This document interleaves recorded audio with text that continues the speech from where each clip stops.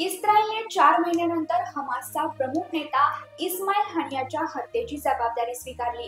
इस्रायलच्या संरक्षण मंत्र्याने इराणमध्ये हानियाची हत्या करण्यात आल्याची कबुली दिली। यावर्षी जुलै महिन्याच्या अखेरीस इराणची राजधानी तेहरानमध्ये हानियाची हत्या करण्यात आली होती। त्यानंतर इराणने हानियाच्या हत्येमागे इस्रायलचा हात असल्याचे सांगितलं होतं, परंतु हत्येच्या 4 महिन्यानंतर इस्रायलने हानियाच्या मृत्यूची जबाबदारी स्वीकारली। देशाची राजधानी दिल्लीत बेकायदेशीरपणे राहणाऱ्या बांगलादेशींना पकडण्यात पोलिसांना यश आलं आहे। नुकतेच दिल्ली पोलिसांनी 5 बांगलादेशी स्थलांतरितांविरुद्ध कारवाई करत त्यांना अटक केली आहे। तसेच 6 अशा आरोपींना अटक करण्यात आली आहे ज्यांनी बांगलादेशींना अवैधरित्या भारतात प्रवेश दिला। याची माहिती देताना डीसीपी दक्षिण अंकित चव्हाण म्हणाले, एका बनावट वेबसाईटद्वारे बनावट ओळखपत्रे बनवून बांगलादेशातून आलेल्या अवैध स्थलांतरितांना बनावट आधार कार्ड पुरवण्यात आले। ही टोळी या बांगलादेशी लोकांना जंगलातून भारतात प्रवेश देत होती। तसेच ट्रेन आणि बसचा वापर करून त्यांना दिल्लीत प्रवेश देण्यात आला। याच कारवाई अंतर्गत पोलिसांना 175 संशयित घुसखोरांची ओळख पटली आहे, जे कोणत्याही कायदेशीर कागदपत्रांशिवाय राहत होते। तसेच मुंबईतील खारघरसह कोपरीतून देखील 10 बांगलादेशींना अटक करण्यात आली आहे। वन नेशन वन इलेक्शनवर 39 जेपीसी सदस्यांची पहिली बैठक 8 जानेवारीला होणार आहे। जेपीसीचे अध्यक्ष पी चौधरी यांनी ही बैठक बोलावली आहे।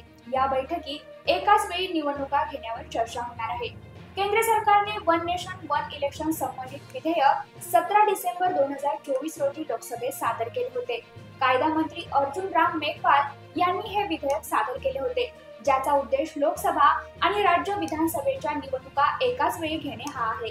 विधेयकाच्या तपशीलवार चर्चा आणि पुनरावलोकनासाठी एक संयुक्त संसदीय समिती स्थापन करण्यात आली आहे, ज्यामध्ये लोकसभेचे 27 आणि राज्यसभेचे 12 सदस्य आहेत आणि एकूण 39 सदस्यांचा या समितीमध्ये समावेश आहे। पंतप्रधान नरेंद्र मोदी 25 डिसेंबर रोजी मध्य प्रदेशच्या दौऱ्यावर येणार आहेत।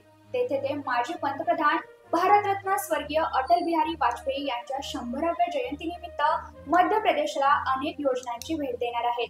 यावेळी पंतप्रधान मोदी खजुराहो येथे देशातील पहिल्या महत्वाकांक्षी आणि बहुउद्देशीय केन बेतवा राष्ट्रीय नदीजोड प्रकल्पाची पायाभरणी करतील। तसेच ते देशातील पहिल्या ओंकारेश्वर तरंगत्या सौर प्रकल्पाचे उद्घाटन करतील आणि अटल ग्राम सुशासन योजनेतील 1153 इमारतींचे भूमिपूजन करतील आणि पंतप्रधान मोदी माजी पंतप्रधान वाजपेयी यांच्या स्मृतीप्रित्यर्थ मुद्रांक आणि नाण्याचेही उद्घाटन करणार आहेत। देशाला नदी जोडण्याची संकल्पना देणाऱ्या स्वर्गीय अटल बिहारी वाजपेयी यांच्या जयंतीनिमित्त मध्य प्रदेशसाठी ही मोठी भेट असणार आहे। कोलकाता येथील आरजी कार मेडिकल कॉलेज आणि हॉस्पिटलमधील प्रशिक्षणार्थी डॉक्टरच्या बलात्कार आणि हत्या प्रकरणात सेंट्रल फॉरेन्सिक सायन्स लॅबोरेटरीचा अहवाल समोर आला आहे, ज्यामध्ये अनेक खळबळजनक खुलासे करण्यात आले आहेत।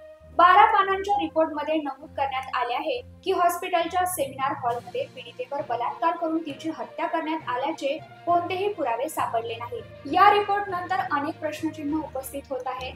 प्रशिक्षणार्थी डॉक्टरचा बलात्कार आणि हत्या नेमकी कुठे झाली? रिपोर्टमध्ये असेही नमूद करण्यात आले आहे की मृतदेह अन्य कुठूनतरी हॉस्पिटलच्या सेमिनार हॉलमध्ये ठेवण्यात आला असावा।